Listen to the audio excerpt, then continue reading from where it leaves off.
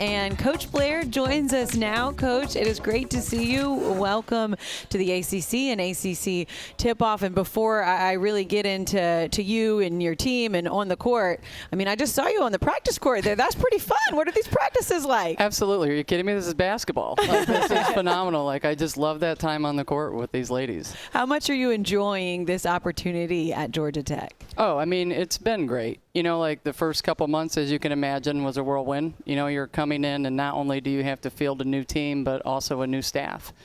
So there's some challenges in being that first-time head coach. But I love what we've been able to put together, our roster, and I absolutely love the veteran staff that I was able to put together as well.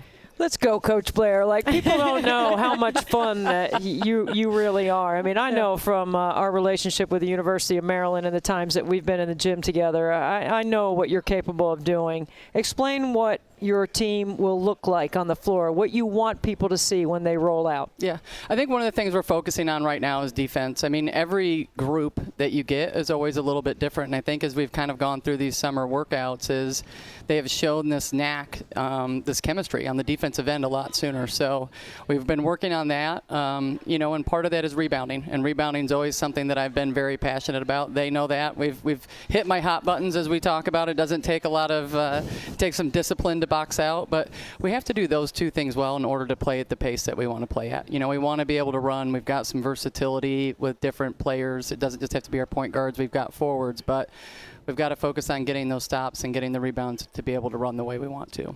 Well, Coach, taking a step back, in your press conference, you said, "I'm ready." And you said it with so much conviction. I was really struck with the energy behind that. What did that mean, and why this opportunity? You've had many opportunities in the past. Yeah. Why this particular opportunity? Yeah, it was going to take a special place. Obviously working for, a future Hall of Famer and Brenda Fries, and the success we'd had at Maryland was a lot of fun, and I'm really thankful for my time there.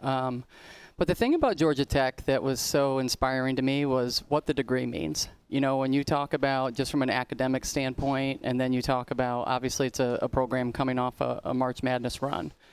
So I think you're able to get the best of both worlds, and then being in Atlanta, right? Like an entertainment capital of the world, the basketball, the high school basketball is excellent. So kind of putting all those things together for me is I think this is a place that you can go and win consistently. It's got to be the right opportunity for you, and you took it and you found it, and you mentioned it a little bit off the top, but then you get there, and I'm sure it's like drinking out of a fire hose because you've been around this great program and such a key part of it for such a long time, but now you are the head coach of another great program. How's the transition been? Can you breathe now? Do we have a second? We're getting there. This is the fun part now, right? Because we're into practices. This is the part that players hate and coaches love, because this is all teaching and all practice, so we're all in our element and in our happy space, and for them it's more practices. This is what we've got to do. But yeah, I mean, definitely. I think as, we kind of got into this fall, things have started to settle into place, because now you're doing, right? The pieces are together. We've got the players, we've got the staff, and it wasn't until August that we actually had all the staff in place. So that was a lot more settling to actually just have everybody all together.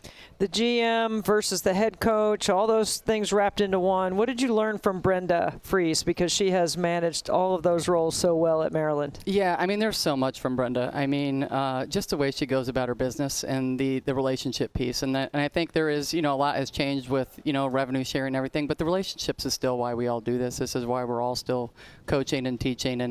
And that's the thing that I probably take away most for Brenda is just the way that she goes about it on a daily basis, and that's why she consistently wins to the level that she does.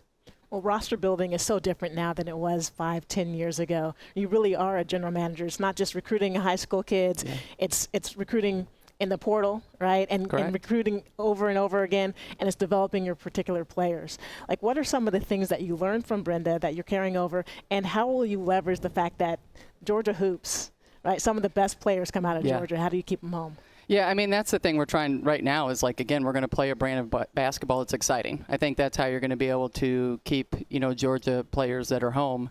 And, the time with under Brenda, sometimes what we learned in the portal was just go out and get the best players. And then our job as coaches is then we'll put together the system around those best players. And some years it may be a guard-driven team, and then other years you might be able to have bigs. So that's probably the biggest thing that I've taken away is our job as coaches is to put the system in place around the players that you have. And so it's given me a lot of confidence, I think, going in this first year when you're just putting a roster together at the minute. But this is my job now, is now I've got to put together what's going to make this team successful. Okay, so what is going to make this team successful? Like, what is the system? And Yeah. who are you building it around? Yeah, so I think what we spent a lot of time on, this summer was offensively is how do you make yourself hard to guard? So maybe we don't have the three-point shooting that I would desire to be able to get us the floor spacing. So we've worked a lot on movement and cutting without the basketball, and an emphasis on some screening. And it really is going to be a team. I can't tell you on any given night that we're just going to have these 2 or 3 scorers that are going to go out and get us 20 points a night. So it is really going to be more by committee. I think it's a little bit too from our, ball handling standpoint. That is an area that we're going to have to rely on our guards to play. Our combo guards are going to have to be able to handle it. But, we'll go traditional. We'll still play some, ball screen offense. And then what surprised me about this group is they've loved high-low. I didn't really expect this group to really take over the high-low. But I will tell you guys, Ari Termes is 6'6", and it's the first time in 20 years I've had a 6'6" post player say to me, I want to post up more. What? I said, Ari, I can do this. I promise She you. doesn't want to pick Not it. asking No, right? we're still going to do that, Debbie, because she can shoot it. She's probably our best three-point shooter. But, for her development, that's one of the things that she wanted to grow. And I said, we can do this, I promise. Karen, isn't every day like you just want consistency? And if they work hard, then you can figure out a way with your staff how to put them in the right spot. But are you getting that kind of accountability when you have all these new pieces? And how is Catherine Albin leading in that regard? Yeah, Catherine Albin and the other 3 seniors, right? Like they've, 2 of them have played in the ACC, so they have that experience. So they've been really helpful in helping me, to elaborate to them, like, we need the standard to be set. You know what I mean? Like, we're going to come in here and work hard. That's a non-negotiable. They know that, Right. that the work ethic is, from day one, this has got to be what we've been about. But these seniors have been, like, their leadership day in and day out has been great. Like, a couple practices ago, we weren't having our best day, and I just got them together and said, hey, huddle up. Like, we need to get, we got an hour left of practice, and we need to get something out of it. And to their credit, they did. They took a little minute time out, and then they came back out, and we had a phenomenal hour that we needed to. And I think that's what you need from your seniors is in those moments, like they've got to be able to fix things. We know that Inez Noredo is a great leader, right? Plays yes. hard when she's on the floor. Like, how would you characterize leadership in your system? Yeah, I think Inez is, I didn't realize Inez was such a good defender. That's probably the one thing that's happened. Like, I knew she was a really good three-point shooter, but her defense, and her intensity on the defensive end has been really surprising. But again, that's why I say she lectures them a lot on what the standard is. Like, this is, we're going to March Madness. This is what our goals are. Like, we've got to be better in those moments. And she's also been able to mentor. We do have a young freshman that's coming in from Spain, and so she's been a great mentor for her. That's great. Adversity, right? I mean, every team's going to have it. You're going to have to go through it. And when you have a new group of players, how do you put them in situations in practice so that you know that, because you're learning them too, like you don't know how they might respond to certain situations in a game. So how are you getting them ready for that, and how are you getting yourself ready for that? Yeah, it's one of the things that we've been doing in practice is, like, I tell them, I was like, I'm going to intentionally create chaos, because that's the point. Because there's going to be points in a game that I can't call a timeout to calm you guys down. You guys are going to have to fix it yourselves, the 5 of you that is on the floor. So we've really just kind of in a lot of drills that we've been able to do that. For me, the fun part's been I've been able to get the board out and draw up some sets and kind of see what's sticking. And actually, it's been fun. They've been able to take things, off a board and then be able to go run it, something that's brand new. So as a coach, you like to be able to see that and see that high IQ. We will have success this year if what happens? Connection and confidence. Those are the 2 things that I'm preaching to this team is I need them to stay connected. Like they've got to have that cohesion as a group so that we can persevere through things. And I want players that are confident. That has to be very much what it's about. Like they've bet on me being a first-year head coach, and, I'm betting on them, and I want them to be confident. most confidence in players leads to low drama, low maintenance, right? If they're confident, they're not going to give you a lot of trouble on this side, right? Absolutely. That's the way we are with Angela.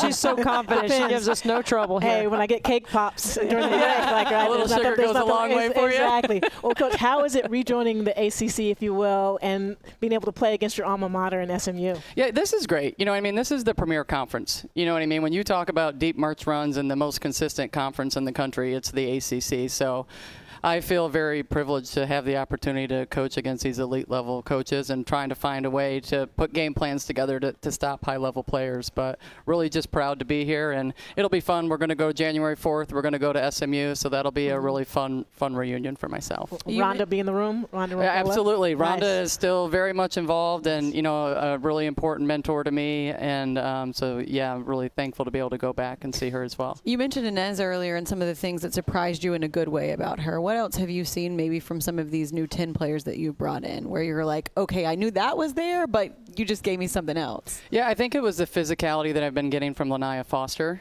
And then we have another forward, Jada Crawshaw, is just probably one of the most bouncy athletes that I've probably had the privilege to coach. So I'm really excited to see what those two are going to be able to do.